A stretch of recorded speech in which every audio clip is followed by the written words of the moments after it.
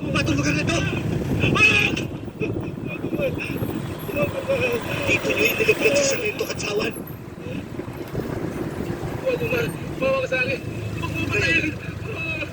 Kapag hindi ka nagtapat sa akin, gagawin ko sa iyo ang ginawa niyo sa kanya. Huwag, bawa ka sa akin.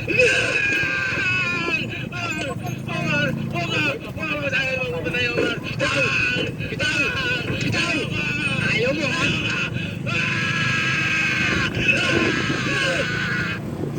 Sino? Si Juram ang nagtulak kay Sarento. Sino? Si Juram! Si Juram ang nagtulak kay Sarento. Tara, dito po, ma'am. Natutulak ko pero wala akong ginawa. Nagalit pa kasi sa kay Juram. Dahil nagsasalita pa si Sarento. Tinulak na ni Juram. Baliwala ka, naman ako. Mahal. Si Ampil. Ay! Si Ampil daw. Tinatanong lang kung may kinalaman si Ampil dito. Walang kinalaman si Congressman Ampil dito. Maniwala kayo sa akin. Mataas ng, Paano mo nalaman mataas ng Congressman si paso, Ampil? ma'am. Sinabi ko ba yun? Saan po doon? Sir, hindi ko sinabi yun. Hindi ko sinabi yun. Kaya na compound? Di ba? Wala. Si Isakal. Nasaan sa Isakal?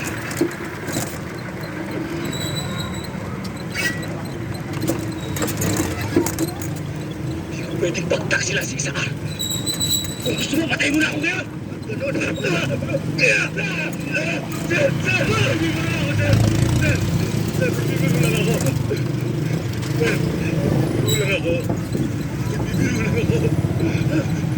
Pwes, ako hindi.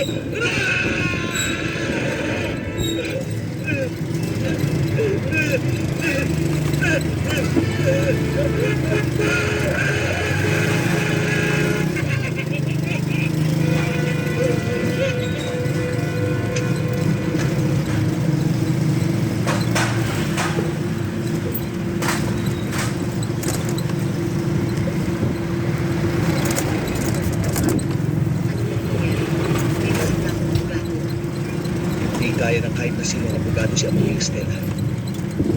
Walang batas na maaaring tumalab sa kanya. Maliban sa batas ng bala. Omar, noon, pagsabi mo, nakikita mo sa mata